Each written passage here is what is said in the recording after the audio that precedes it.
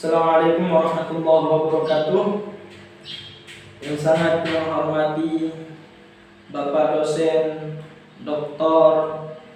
Abdul Aziz MPDI. Semoga Allah selalu menjaga dan melindungi Bapak dan selalu Allah limpahkan rahmat karunia-Nya kepada Bapak dan kita semua. Baik, pada kesempatan kali ini saya akan mempresentasikan sebuah makalah yang berjudul mengenal tanda-tanda perubahan pada suatu kalimat, atau lazim kita sebut dalam kajian nahwu yaitu babul ma'rifati alamatil i'rab. Baik, seharusnya saya presentasi pagi ini bersama 3 orang, yaitu dengan rekan saya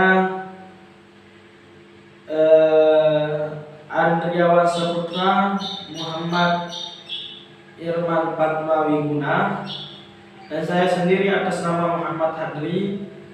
Dan sangat tidak memungkinkan kalau saya presentasi dengan mereka berdua, karena kondisi rumah kami yang sangat berjauhan, ada yang di Lombok Tengah dan ada yang di Lombok Timur, sehingga ini yang mengharuskan saya atas nama Muhammad Hadri untuk mewakili kelompok 4 presentasi dengan materi yang sudah kita buat bersama-sama. Namun sebelumnya, untuk sekedar informasi, materi ini kita buat bersama-sama melalui WA group yang kami selalu sharing setiap hari untuk membuat makalah ini.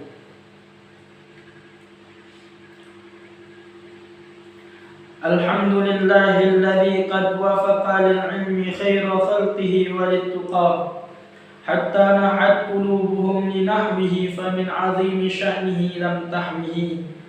Thumma as-salatu ma'a salami laiki 'ala an-nabi afsahil khalaiqi Muhammadin wal ali wal ashabi man itqanul Qur'ana bil i'rabi. Segala puji bagi Allah, yang mana Allah telah memberikan kita sebuah kenikmatan, yang dimana kenikmatan ini tiada tara kita rasakan di dunia, yaitu nikmat kesehatan. Dan segala puji bagi Allah, yang mana Allah telah memberikan kita satu kenikmatan juga, yang dimana kenikmatan ini akan kita bawa sampai yaumul qiyamah, sampai hari bertemu dengan Rabbul Ilah, yaitu nikmat iman dan Islam. Baik, mungkin pada kesempatan kali ini saya akan langsung mempresentasikan ke materi saja, karena mungkin nanti untuk penilaian daripada daftar isi, kata pengantar, daftar pustaka, pembahasan, rumusan masalah, nanti saya kirimkan ke Bapak melalui Google Classroom dengan bentuk file Word, karena saya sendiri dan akan banyak memakan waktu untuk saya membaca semua materi dari kata pengantar, pembahasan, penutup, kesimpulan, latar belakang, rumusan masalah. Kalau saya baca semuanya akan makan banyak waktu. Dan ini dengan hormat saya mohon permakluman kepada Bapak, karena saya sendiri, makanya saya langsung ke materi saja.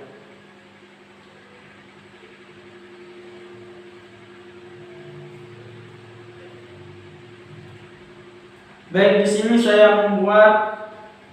kami membuat 5 rumusan masalah, yaitu yang pertama, berapa tanda-tanda i'rab. Yang kedua, apa saja tanda-tanda yang masuk bagi rofa. Yang ketiga, apa saja yang masuk bagi nasab. Yang keempat, apa saja tanda-tanda yang masuk bagi khafat. Yang kelima, apa saja tanda-tanda yang masuk bagi jazam. Nah, ini 5 rumusan masalah yang sudah kami buat pada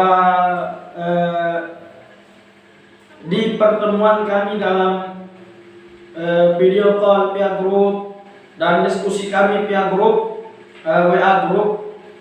Inilah 5 rumusan masalah yang sudah tercetus. Baik, saya akan langsung ke pembahasan dengan permakluman saya yang tadi. Sangat tidak memungkinkan untuk saya membaca semuanya karena saya sendiri dan pasti akan memakan waktu banyak.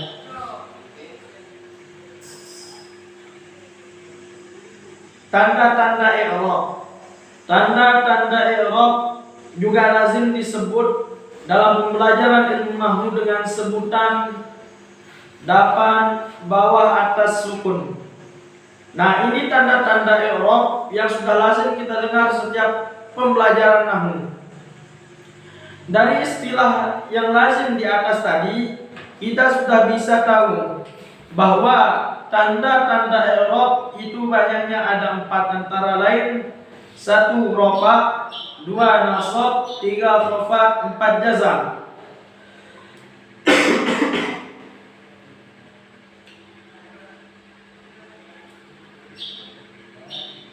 Tanda-tanda yang masuk bagi rafa atau lazim di dalam kitab matan Jurumiyah, di sana terdapat dengan 1 kalimat lirrafi arba'u alamatin. Nah, di sini saya bentuk dengan singkat mungkin, rinci mungkin, tapi insyaallah bisa dipahami oleh sang pembaca. Tanda-tanda yang masuk bagi rafa. Tanda yang masuk bagi rafa ada 4, yaitu yang pertama dhammah, yang kedua waw, yang ketiga alif, yang keempat nun. A. Dhammah menjadi tanda bagi rafa pada 4 tempat. 1 isim mufrad, 2 jamak taksir, 3 jamak muannas salim, 4 fi'il mudhari yang tidak bersambung huruf akhirnya dengan 4 huruf sejenis, dengan 4 jenis huruf lainnya. Yang pertama aliful isnain, yang kedua wawul jamak, yang ketiga ya muannatsatil mukhatabah, yang keenam, yang keempat nun taukid khafifah dan thaqilah, dan nun niswah. Nah, baik, pada pembahasan ini bagi tanda rafa itu memiliki 4 tanda. 4 tanda yang masuk bagi rafa. Yang pertama dhammah. Dhammah ini dalam kitab Tasfiqul Khallal atau dalam kitab Mukhtasarul Jiddan, dhammah ini adalah salah satu tanda asli. Tanda asli daripada rafa. 3 selain daripada dhammah ini hanyalah iwad, gantian daripada dhammah. Makanya jika dia itu terbentuk dalam isim mufrad dan dia itu harus berbaris depan, seperti contoh fi'liyah ja'a Muhammadun. Nah, Muhammadun ini adalah isim mufrad yang kedudukannya sebagai fi'il, dan fi'il itu wajib berbaris depan, berbaris rafa dengan tanda dhammah tersebut. Makanya di setiap i'rab kita akan i'rab dhammatun zahiratun fi akhirih, karena dia ini tanda asli. Karena dia ini adalah tanda asli, bukan iwad, bukan tanda gantian. Nah, selanjutnya adalah tadi yang saya sudah bacakan, jamak taksir, jamak muannas salim, fi'il mudhari. Jamak taksir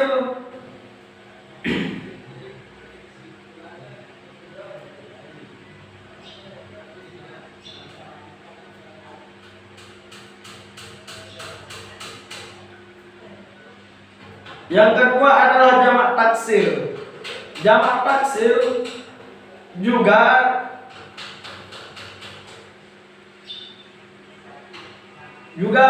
menjadi salah satu tempat bagi dhammah untuk beraktivitas. Ya, jamak taksir, jamak muannas salim. Seperti contoh yang tadi, jamak taksir ja'ar rijalu,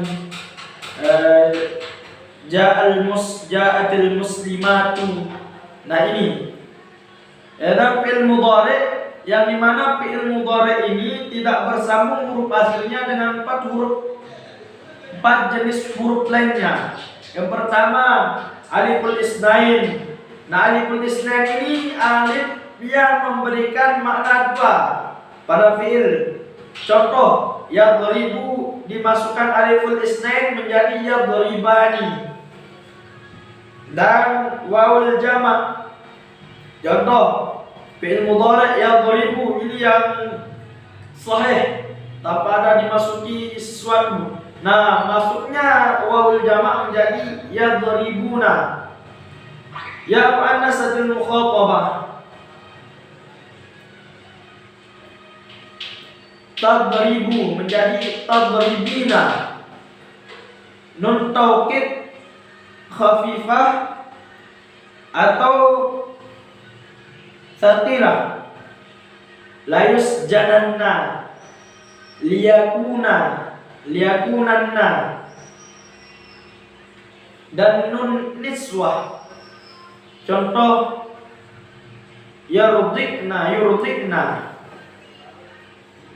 Kita masuk ke tanda yang kedua, yaitu wawu. Wawu menjadi tanda bagi rofa pada 2 tempat. Hanya pada jamak muzakkar salim dan pada isim 5 atau lazim kita sebut dengan asmaul khamsah. Yang dimana jamak muzakkar salim ini tanda dia itu berbaris rofa adalah wawu. Seperti contoh Zaidun ini kan dia itu mufrad, tapi kita mau menjadikan dia jamak muzakkar salim yang berbaris rofa, otomatis dia itu ditandai dengan wawu. Seperti contoh Zaiduna, dari lafaz Zaidun menjadi Zaiduna. Nah, dan pada isim 5 yaitu asmaul khamsah, itu abuka, akuka, hamuka, fuka, zubalik.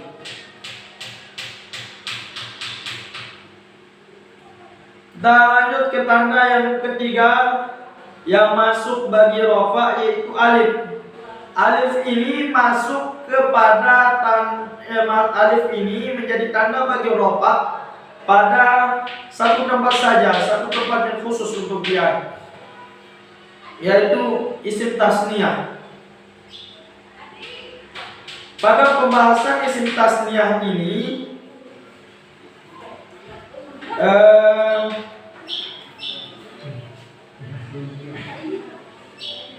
pada pembahasan alif ini menjadi tanda bagi rofa itu cuma pada satu tempat, yaitu isim tasniyah.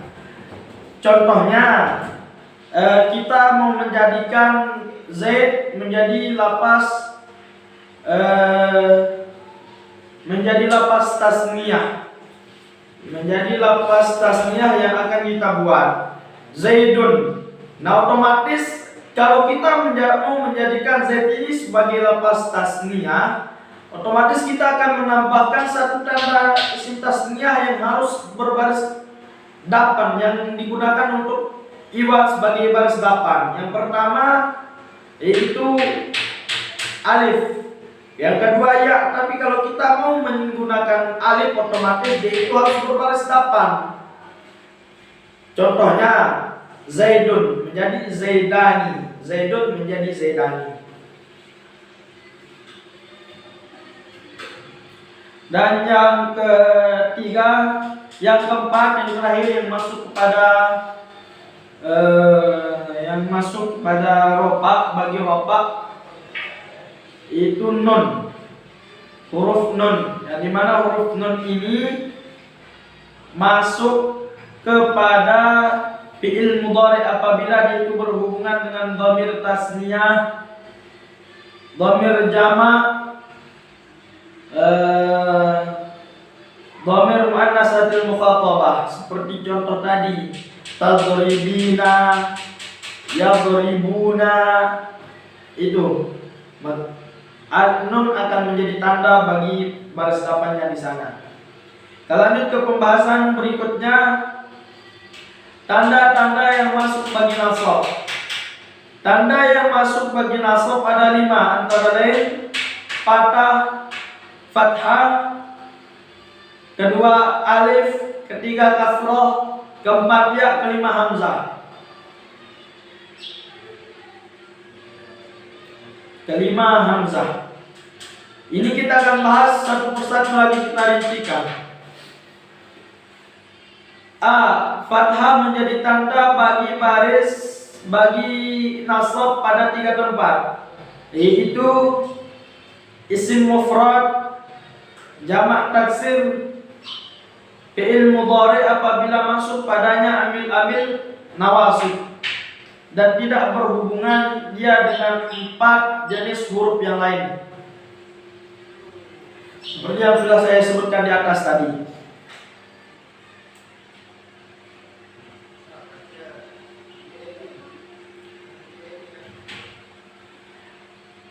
Fathah ini adalah salah satu tanda asli.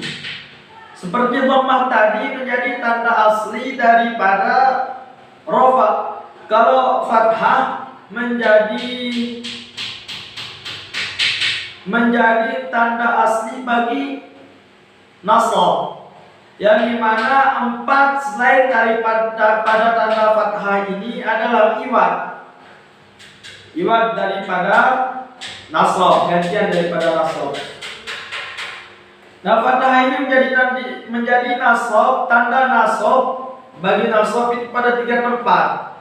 Itu yang pertama adalah isim mufrad, yang kedua jamak taksir.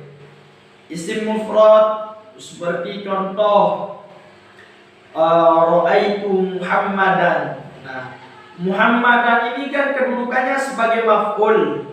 Maf'ul itu wajib berbaris atas atau nasab. Nah, di sini tanda daripada nasabnya si Muhammad adalah fathah zahir, yaitu fathah, karena fathah ini adalah tanda asli. Seperti contoh tadi, ra'aitu Muhammadan. Jamak taksir, ra'aitu rijala. Fi'il mudhari yang dimasukkan amil nawasib, lan tadriba, la yadriba, yang seharusnya tadribu yadribu menjadi tadriba karena dimasukkan amil nawasib, yang dimana amil nawasib ini banyaknya ada 10.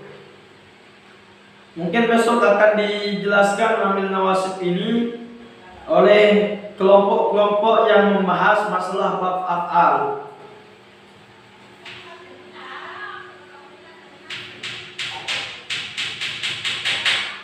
Yang selanjutnya alif. Alif juga menjadi tanda bagi nasab pada isim 5 saja. Pada isim 5 saja itu asmaul khamsah. Contohnya ra'aitu abaka, yang seharusnya kan di sana tadi kita sebutkan abuka. Di sini menjadi abaka. Al alifu wa alamatu nasbihil alif niyabatan anil fathah li'annahu minal asma'il khamsah. Yang keempat ya ini menjadi tanda bagi nasab pada isim tasniah dan jamak. Seperti yang sudah saya sebutkan tadi, jamak itu kalau berbaris dafan, dia itu rofaknya dengan waw, ini jamak muzakkar salim. Kalau nasab dan jar menggunakan ya. Begitu juga tasniah. Kalau rofa dia itu menggunakan alif. Kalau nasab dan jar menggunakan ya juga. Nah, di sini adalah keduanya menggunakannya. Karena kita bahas masalah alif. Nah, masalah alif pada pembahasan tanda yang masuk pada nasab.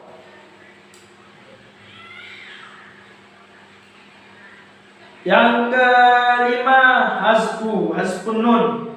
Hazfun nun ini menjadi tanda bagi nasab hanya pada af'alul khamsah.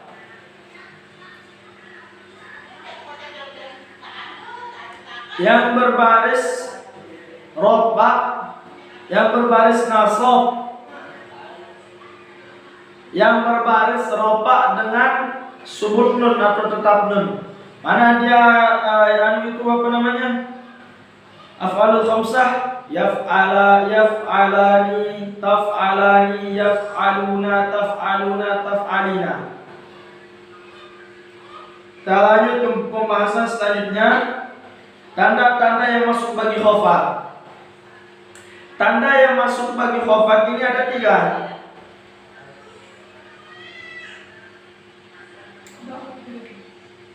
Yang pertama kasroh,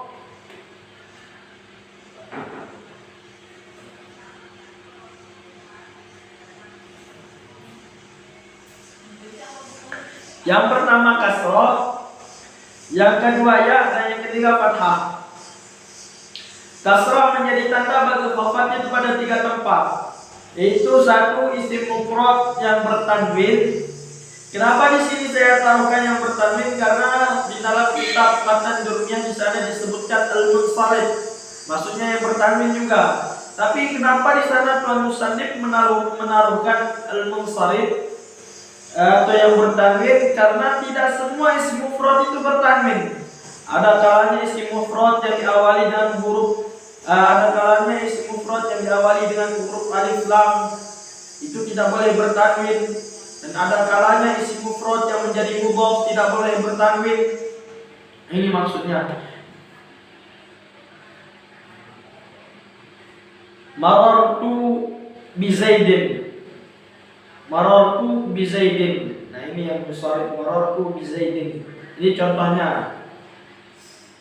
Setiap isim yang dimasuki oleh huruf jar maka wajib berbaris bawah. Nah, ini seperti biasa juga. Kasrah ini adalah tanda asli daripada khafat yang harus zahir dia. Jamak taksir yang bertanwin,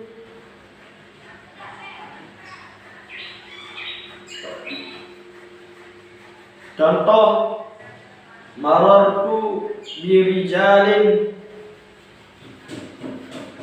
jamak muannas salim. Yang kedua, tanda yang masuk bagi khafat itu ya. Ya menjadi tanda bagi khafat pada 3 tempat. Itu isim 5 atau asmaul khamsah, tasniah dan jamak. Sudah ada pembahasannya terlebih dahulu tadi. Yang ketiga yaitu fathah. Fathah menjadi tanda bagi khafat pada ismul ladzi la yansharif atau ism ghairu munsharif, yang dimana ismul ladzi la yansharif berbaris bawah dengan baris atas atau berbaris kasrah dengan baris nasab. Itu disebabkan karena ada illat-illat yang masuk. Ada illat-illat yang masuk. Di dalam Alfiyah dijelaskan wal jurra bil fathati ma la yansarif ma lam yudhaf aw yaku ba'da al radif. Nah, kecuali ismul ladzi la yansarif ini diawali oleh alif lam, maka dia itu wajib berbaris bawah atau dia itu menjadi mudhaf. Wajib berbaris bawah. Selain daripada itu ismul ladzi la yansharif harus hukumnya berbaris atas. Seperti contoh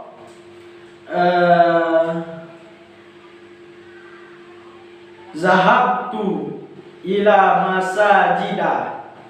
Nah, ini masajida ini adalah ismul ladzi la yansharif karena dia itu memiliki illat. Illatnya itu 1, yaitu sighat muntahal jumu'. Yang dimana sighat muntahal jumu' ini memiliki memiliki dua wazan yaitu mafa'ila dan mafa'ila, sedangkan masajida ini mengikuti wazan daripada mafa'ila, yaitu harus berbaris atas, berbaris bawah dengan baris atas.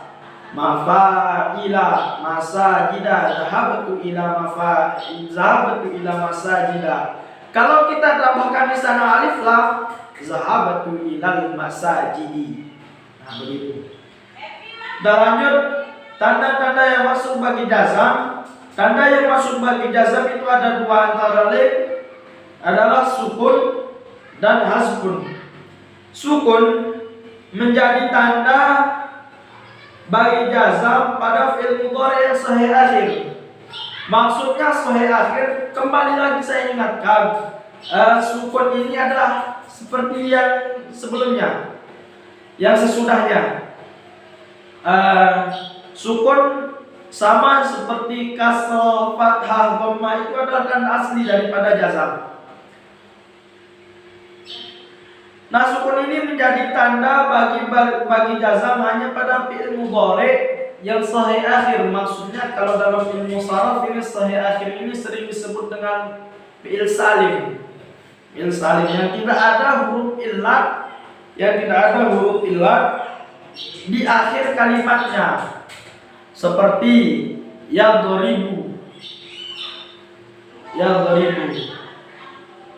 Nah, kalau yang tidak sahih, ada huruf illatnya, sering disebut mu'tal. Contohnya yaqdi.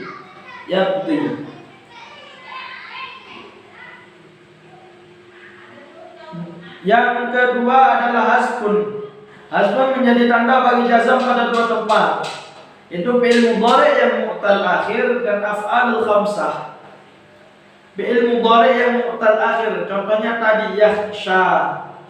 Yakhsha itu ada namanya alif di sana.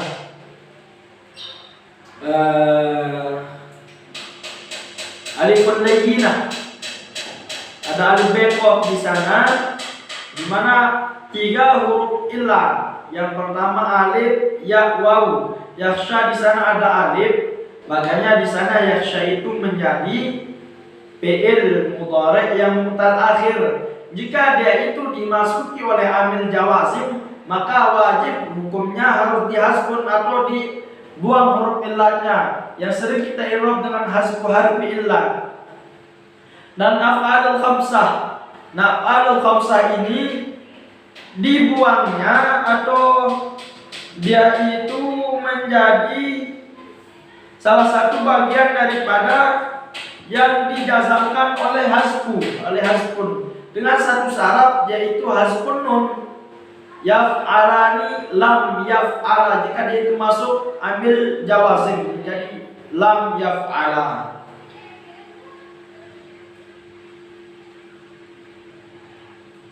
Nah, mungkin hanya ini yang bisa saya presentasikan mengenai materi. Seperti yang sudah saya permaklumkan tadi, saya mohon maaf kepada Bapak dosen pada khususnya, karena saya tidak bisa membacakan semuanya karena saya sendiri dan otomatis memakan waktu yang sangat banyak. Dan dua teman saya tidak mungkin ke sini dengan cepat waktu karena rumahnya di Lombok Tengah dan Lombok Timur. Untuk sekedar pemberitahuan, daftar pustaka di sini, kitab yang saya pakai adalah Matan Jurmiyah dan Mukhtasarul Jiddan. Akhirul kalam, saya mohon maaf apabila ada kesalahan saya dalam berbicara dan tata cara saya mempresentasikan ini tidak baik. Saya mohon maaf dengan sebesar hati saya. Kurang lebihnya, wallahu muwaffiq ila aqwamit thariq. Hadanallahu wa iyyakum ila sabilis sibyan wa wafaqamit thariq. Assalamualaikum warahmatullahi wabarakatuh.